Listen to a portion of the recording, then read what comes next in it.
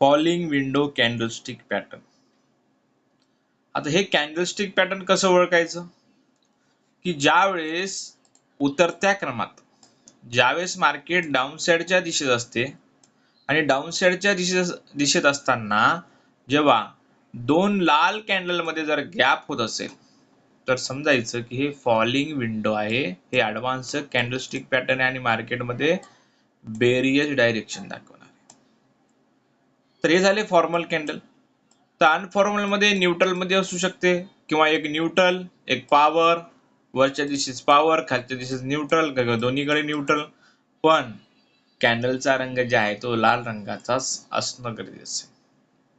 आणि हा जो गॅप आहे उतरत्या क्रमामध्ये, ठीक आहे, सुरुवातीला नसून तर सुरुवातीच्या भागानंतर मध्य म्हणजे आपण सेंटर मध्ये तयार होणं गरजेचं आहे. तरच हा फॉलिंग विंडो आणखीन डाऊन साइडच्या दिशेस मार्केट आहे असं सांगतो आणि मार्केट आपल्याला डाऊन साइडच्या दिशेला जाताना बघायला मिळते.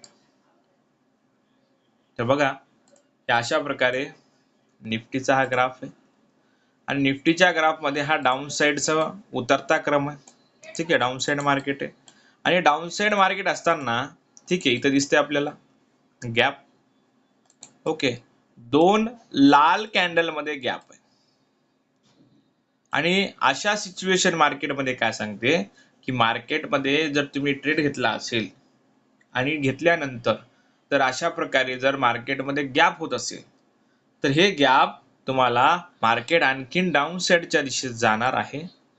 तर तुम्ही जर ट्रेड घेतला असेल तर टिकून राहा. असं हे प्रत्येक कॅन्डलस्टिक पॅटर्न एक कन्फर्मेशन सुद्धा सांगते, सिग्नल सुद्धा देते आणि समजा जर एंट्री नाही घेतली असेल तर तुम्ही इथं एंट्री घेऊ शकता असं सुद्धा इथं तुम्हाला कळवते.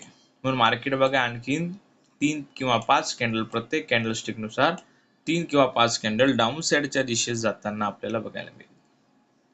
ठीक आहे, दोन्ही न्यूट्रल जरी असेल तरी चालतं, फक्त दोन्ही कॅन्डलचा कलर लाल असणं गरजेचं आहे. कारण की मार्केटमध्ये फॉर्मल कॅन्डल फक्त लर्निंग साठी असतात, अनफॉर्मल या मार्केटमध्ये वर्किंगचे असतात आणि जास्तीत जास्त अनफॉर्मल कॅन्डलच मार्केटमध्ये कॅन्डलस्टिक पॅटर्न मध्ये बघायला मिळतात. ठीक आहे, ओके, हा डाऊन साइड डायरेक्शन. ठीक आहे.